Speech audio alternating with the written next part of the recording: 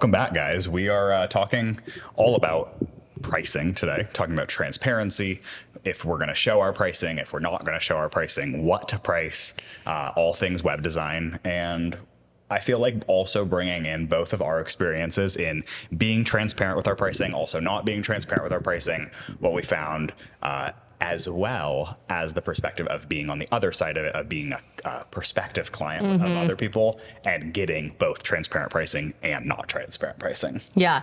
I feel like pricing is almost like an anomaly in the online space. It's like a completely untalked about topic, yet so many people are talking about it. Well, and I feel like what a lot of people talk about with pricing is like just what to charge when it's like high prices and, you know, and kind of like somewhat inflated prices. But what people don't talk about is like when to give the prices, how to actually come to your prices. Like when are you validated to charge that amount, 100%. you know? And I really do love the topic of pricing transparency because I think it's so important, and, you know, we'll get more into it in this episode, but if you've been like around, you know that we've talked a lot about this, where if you're in any of my courses, you know that I'm always like, be upfront, put it on your website, put it on your application. And so, yeah, I'm excited. And we even have maybe some stories that we can tell of being like on the flip side so that you can really observe like what it would be like for the customer or, you know, client on the other side. So 100%. Let's jump into things.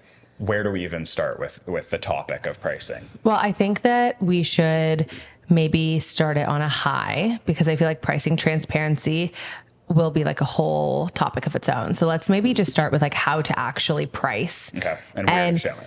Yeah. And maybe like where our past experience, like just what we've seen, I'm really interested in even talking about where our students have been and like what we've seen them be able to charge and where they've priced things at.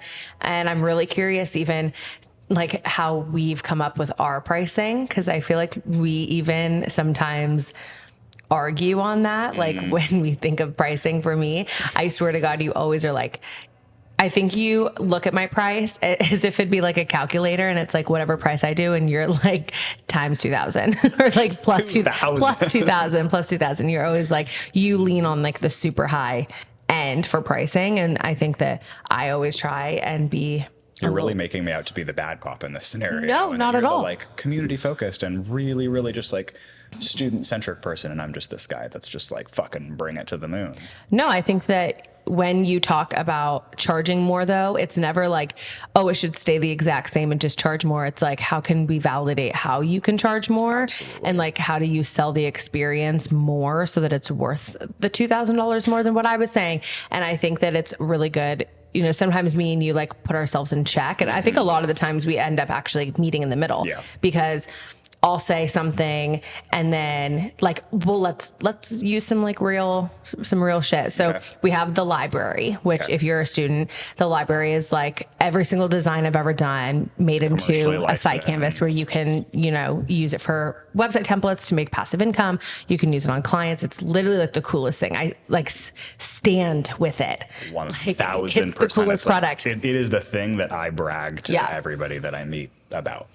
It's the coolest thing. And I think when we first came out with it, there was literally nothing on the market like it. And it's like still the first one to be of its kind where it's commercially licensed and you can create passive income and you can use it for your clients. You can use it for your own website. Like once you own the rights, you can really make so much money off of it, which is the coolest thing. But when I was first launching it, I came up with the price of $997. I was like, I think it should be under $1,000. I want it to be really accessible to people. And really, when I think about it, you know, if you look at like Tonic or something, they sell a website template that has a single use licensing and it could be like $1,200, you know? So my number was 15,000. So, if you like got it the times 2,000. If you got it at the current price, you got it at a steal. I had your back.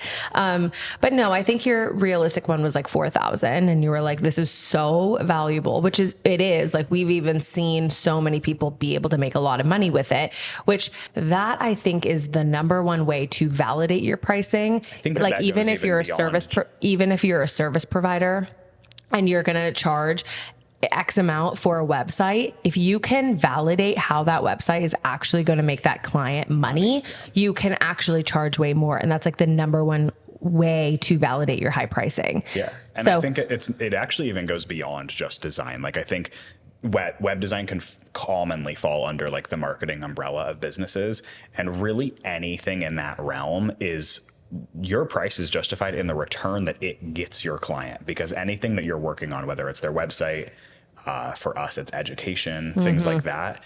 If we can give our clients a return on their investment times 10, ideally tenfold, then the price is at that point kind of completely subjective. And so I feel like with the library, I have personally seen tons of clients make $10,000, $20,000, $30,000 at this point. Some of them even maybe double that just using the library. I know clients that have easily bought the library for $1,500 and then closed a $7,000 to $8,000 website and used our canvases for almost the entire thing and then turned it into a template. Yeah. There's so much money making opportunities. And obviously, if you're listening to this, like you're not going to be selling necessarily, a course or a product or anything like that. But even if you have website templates, it's the same concept where it is a product. And especially if you're a service provider, if you're a web designer and you're going to have packages, if you're a virtual assistant, watching this, trying to be re-inspired to maybe go down a new path into web design or whatever it is, you will have to come to a road where you are creating your packages and you're choosing your pricing. And I think a lot of people, why I was meaning that it's kind of like an anomaly is that it's the thing that gets people the most inspired and most excited to start. So if they watch a video of mine being like, I can make 10K a month, doing web design. They're like, okay, then they just got fixated on the 10K a month, but then they go and they actually then have to start pricing themselves and creating their packages. And then they're like, what the fuck do I charge? How do I do it? What am I going to do? And all these like almost like fears come up in, I feel like when the money exchange is going to be there. And I think that I'm hoping that we can talk through that, because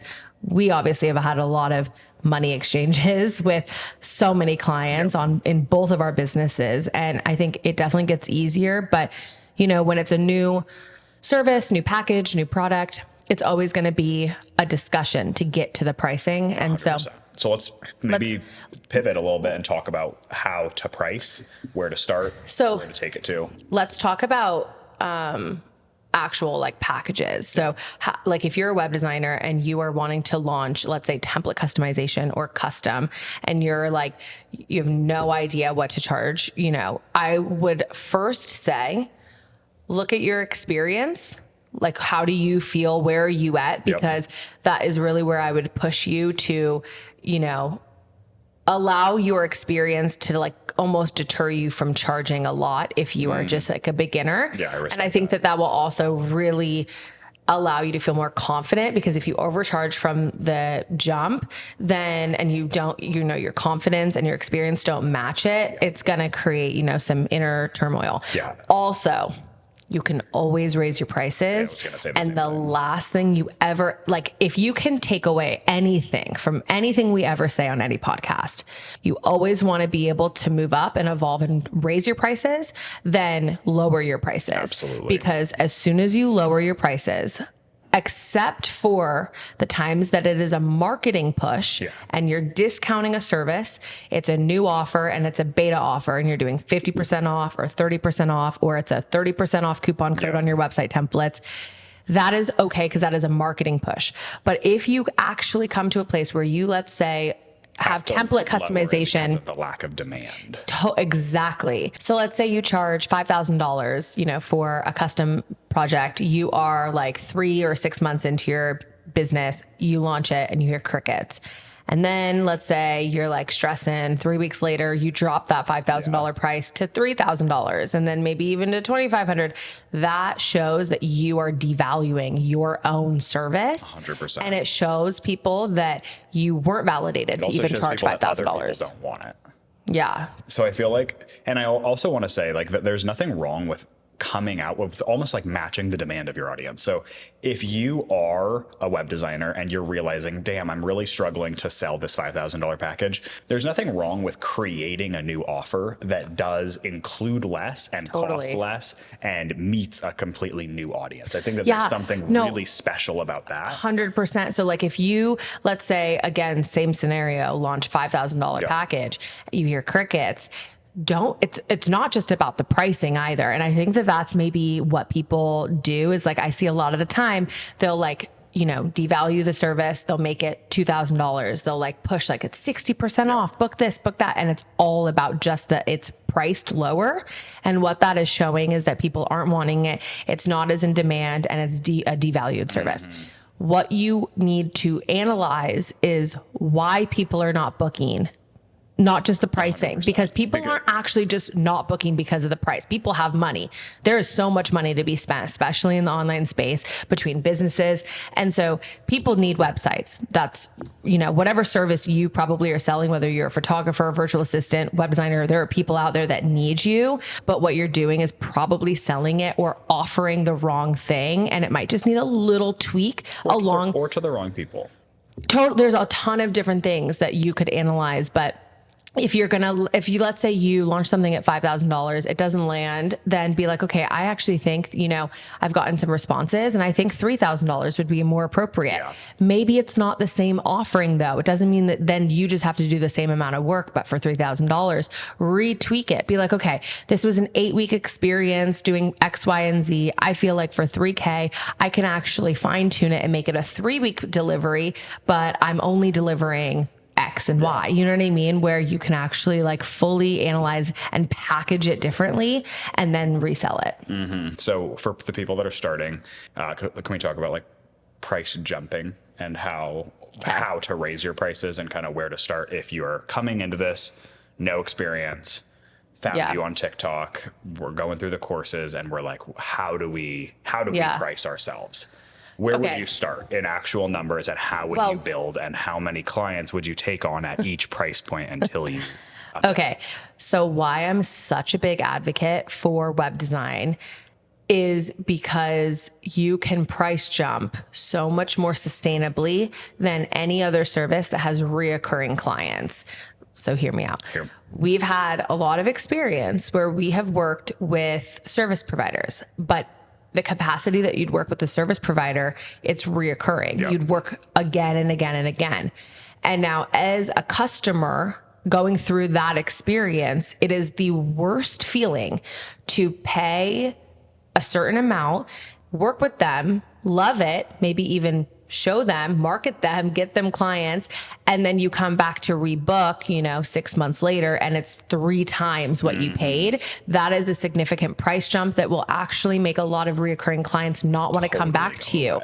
And even if your pricing is justified, it's about creating a really sustainable client experience. And that just is not it. It's like literally if you were paying, $5 for eggs all the time and you go and then all of a sudden they're 30, you're gonna be like, fuck these eggs, which is literally what happened. And so I think what's really cool though about web design is that the way that I teach is to not have reoccurring. I don't recommend having people on retainer. There may be, of course, going to be clients that maybe launch a new business and would come back. There's elements of it, which I've even, designed multiple sites for the same client.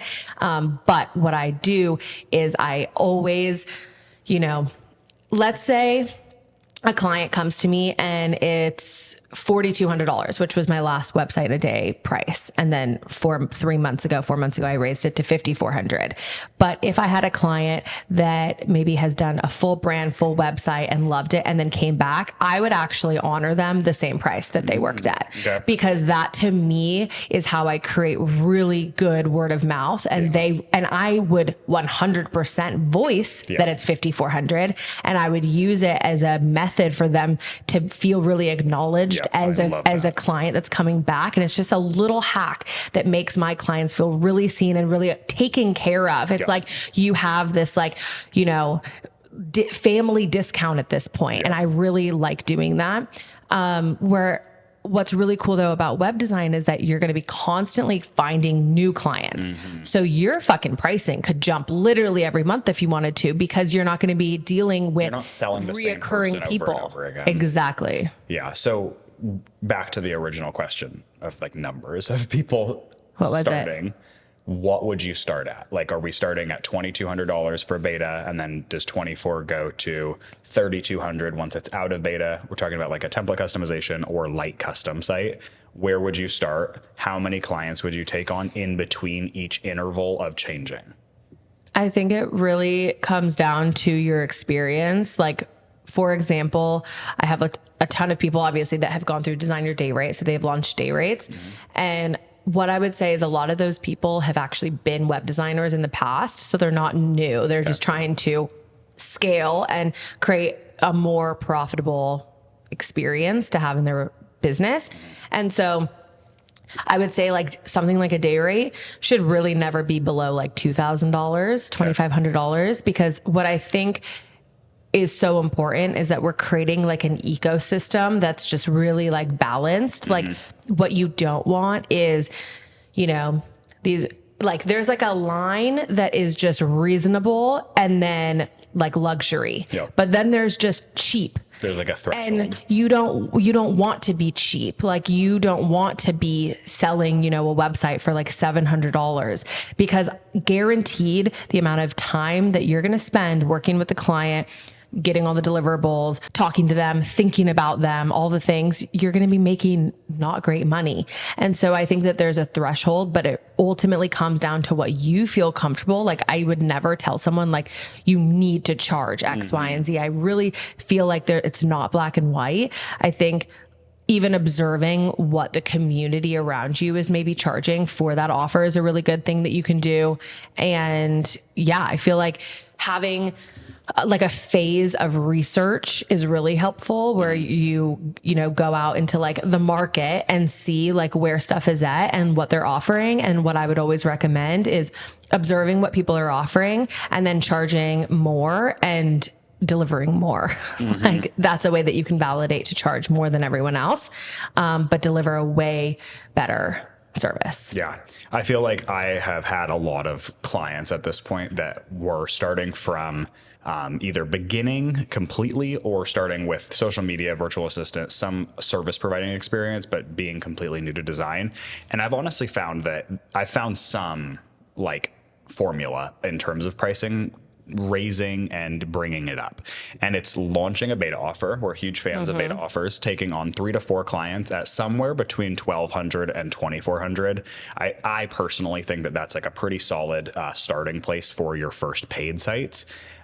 In that also incredible learning opportunity. And then beyond that, I think that you can raise your price about every 5 clients that you take on. I think that you can do it in jumps. And that's what I've at least found a lot of success with my clients, of going from, let's say we start at 24, we take on 5 happy clients. And I always say that's also a part of this equation, is that every client that leaves is happy and is like a successful launch. They're not like, oh my God, worst case scenario clients. Once you've had 5 happy clients, I feel like you are justified in raising your price incrementally by something like 15%. So going from 2,400 to 3,200. Every 5 clients. Up to a specific threshold, I think that you have to find your pricing. So if someone here is doing day rates and let's say they're knocking it out, they're doing 2 a week, and so that's 8 a month. Okay. You think every 3 weeks it should be 15%? I think that you find a sweet spot in terms of what your audience and what your niche wants to pay. And I think that from what I've seen with a day rate, it's somewhere between $3,000 and $5,000. And so I think that you can rapidly scale until that point, and then you'll kind of plateau in finding your pricing. So you're almost talking about like the beta phase. I'm talking about the hyper ambitious web designer that's listening to this, that is starting out in their first couple of months, and it's like, how do I get from right now, I haven't even charged a client yet, how do I get to that $4,200 day? Like, what does that actually look like? And for what I've seen with a lot of my clients, it takes 6 to 12 months to really actually get to these high prices if you're working really hard. But to put it back into that scenario, if someone's doing, let's say, 1 VIP day a week, and in the next 3 months, you realistically did 10. You took 2 weeks off. In that, you did 10 VIP days and you started that VIP day at $2,500. I would say that after 10, your client experience that you're delivering is close to 4 to 5 times better than the first one. The site is better, it's quicker, you're probably better at communicating with your client, or at least I hope that you are. All of that gives you the opportunity to make the experience better. And with that, I feel very justified in raising the price. Yeah. I like to think of that as like the beta round, the beta phase. Yeah, because you had mentioned that the lower price was your beta offer, sure, and that then the higher scale is like your goal, 5K, and that then to get to your goal, you're doing a 15% increment every 5 clients until you reach that goal. Yes, and I will also say that all of my experience with that equation has been custom sites and not day rates. So what I'm talking about it is more so people closing 1 to 3 custom projects a month. Right, and so it's taking a lot longer. 6 to 10 months, but what I've seen is like, let's say 10 months. Sometimes to raise from like 1,200 to I thought you meant 8,000. to finish those. No. Like what I've seen as a very normal path is somebody launching their web design business from scratch, taking on 2 to 3 clients at 1,200. They're like total beta clients. Then they do kind of a silent switch into not beta clients, and that can go anywhere from 2,400 to 3,600. I think that is like a sweet spot. The 3,000-ish is a sweet spot for a relatively new web designer that's good at marketing themselves. Yeah, totally. Then they can jump up incrementally by about, like, again, every 5 clients, jump it by about 1,000, all the way up to $5,000 to $12,000 is what I've seen a lot of our students get to as the high point in their full custom projects. Yeah, totally. That's pretty even 20 cool. Actually. Didn't we have a student that charged 20? Yeah. Morgan did. And I think that also really sheds light to that there's actually more to this whole world of web design in the path of custom than we even talk about. Like, if that's what someone who's listening and maybe went through Wealthy Web Designer was like, okay, a day rate's not for me, but I'm really starting to dig how like crazy I can build out these sites in custom. I feel like there is a total like world of its own that those prices actually can go so much higher than 10 or 20. Yeah, totally. I love that. Okay, so let's maybe switch gears a little bit to the pricing transparency piece. Okay. So what's our take? Because I feel like we have the exact same take on this. Okay. What is our take on pricing transparency? Like, let's just like simplify it. Do you feel like people should have their pricing on their website, on their application, their pricing is out on display? Yes. At least a starting. The answer is yes. And I think that there are sometimes that I try and honestly like almost get to a point of contradicting myself, because there's very, very rare that I see a service provider or like something, an agency, something like that I'm interested in working with. They don't show any of their pricing, and I'm like, maybe it could be different. No, and it's then never. Typically, it never is. Never. And so my take on pricing transparency is 100%. It should be shown, but it should be shown in the appropriate place in the customer journey. Yeah. And so I don't think that a lot of people, when I say, oh, we should do pricing transparency, it's like on their stories, exactly, it's like literally pushing the price. That is very different than it's not a marketing piece. Someone piece. has found interest, gone to your website, read about the scope of work or the package or program or service that they're about to buy. They're really excited about it. They go to your application, they get to share all about themselves, and then they get the pricing. That's what I found as the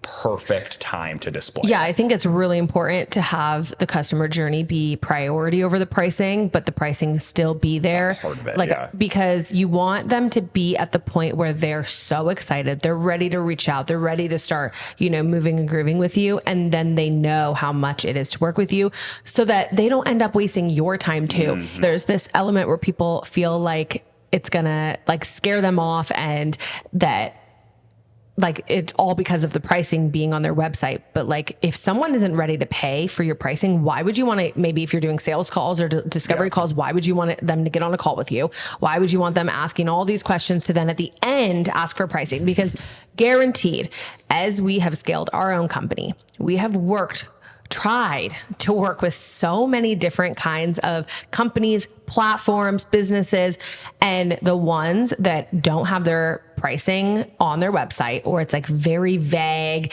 and then they like throw in a price and then it's like something so different and it just feels so not transparent. Guess what? I never send over my fucking money to them because I want transparency. I want to feel really confident going into something that I know what I'm getting into. I know what I'm committing to.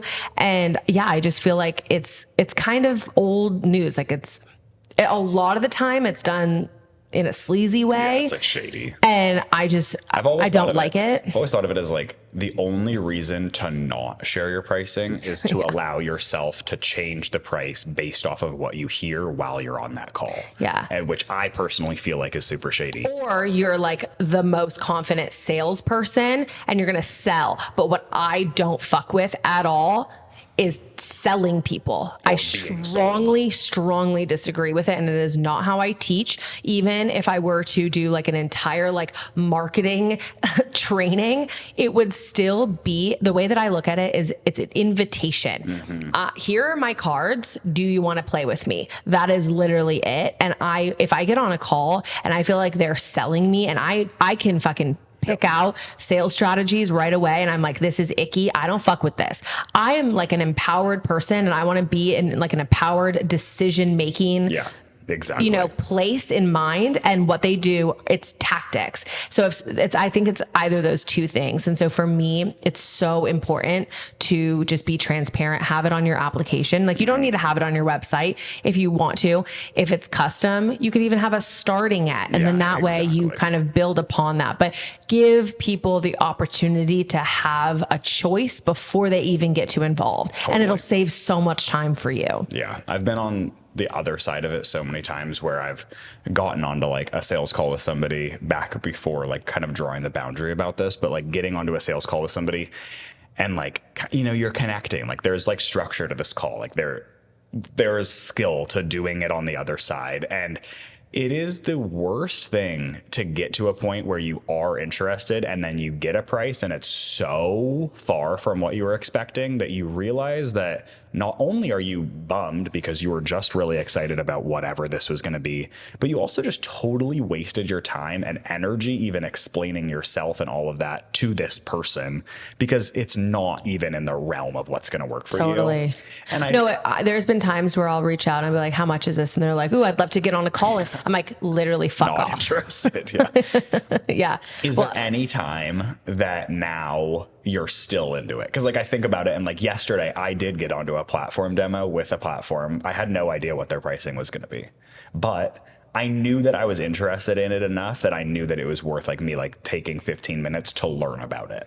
Do you feel like you ever like go the other way? To be honest, I think that you got on that demo call though to observe even what they would recommend. For sure. So I think that if you can have personal takeaways, sure. But also on the flip side, because most of the people listening to this and watching this are service providers, that is also what people will do to you. So that mindset, if they don't know the price and they're not going into it knowing that they actually want to be a committed client, they're going to be wasting your time because they're going to be going into it thinking it might not even be a good fit. I have no idea what it is, but maybe I have something to gain from it. Totally. And that's not where you want people to be. And I think that's probably where that is 100% of my mindset when I go into things, but like that. But I will say, so like I've been on the other side of coaching so many clients and then being like, where should I show my pricing? Should I show it? And things like that. And I honestly love to give this analogy of most of the time we're talking about female business owners selling to female business owners. So let's think about all of the husbands or boyfriends or girlfriends. Okay. You are interested in investing in a new website. You found this web designer on Instagram, let's say, and the web designer is like speaking your language. They are only working with like your type of business and you have like a kind of random specific business. And it seems like it's a perfect alignment. I want you as the web designer to think about what is that person telling their husband in bed that night. They're on their phone looking at your story or something like that. And they're like, babe, I really want to get a new website. This girl, she's super dope. The business, like they're explaining it. And the husband's like, oh, cool. How much is it? And they're like, oh, I don't know. Let me figure it out. Think about them getting onto a call and not knowing the price. Like I feel like I always put myself, I'm like, Becca, if you were to be getting onto a call with someone that's trying to sell you something that's definitely going to be in the thousands, what do you mean you're getting onto a call and you have no idea how much it's even going to be? Yeah. Like, it seems reckless. So what you're basically doing too is, especially if you're doing sales calls, which if you're not interested in doing sales calls, You definitely don't have to, yeah. our first season, we have a whole episode on how to avoid the sales call. But what I would say is, in that like exact example that you just gave, that person, for the most part, if your pricing is reasonably priced or high ticket or anything within that, then that person is going to have to go think about it. And they're going to have to go then tell their husband, and they're going to have to think about it overnight, which is actually, you're going to potentially lose that sale by like what, 30, 40%, maybe maybe even more. And so if someone can come on, know the price, know everything they need to know, and you're basically just vibing together, making sure that you guys are going to be a good match, then that's how you're going to get a yes on the call. And then right when you're done with the call, contract, invoice, ready to go. Yeah. The only time someone will get on that call not knowing the price and take action on that call is if your prices are dirt cheap and they're taking advantage of it. That is the only time. 100%. The only time ever that we've even been considering a company or any product or anything like that, when they give us the price, is like, holy shit, this is cheap. Yeah. So you don't want to do that. Just like flip it. So yeah.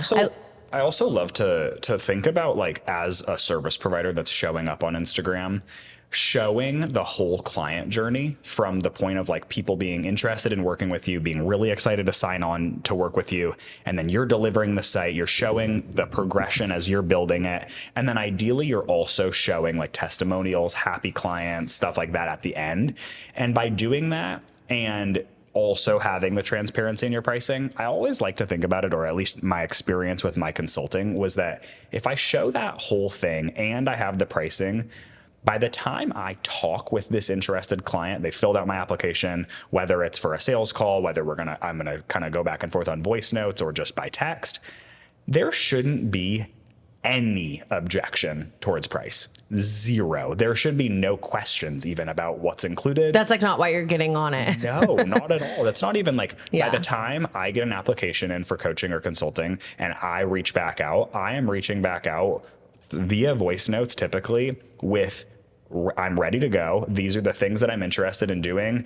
Let me know like where I can send this, this, and this, blah, blah, blah, blah. Here's where we can start.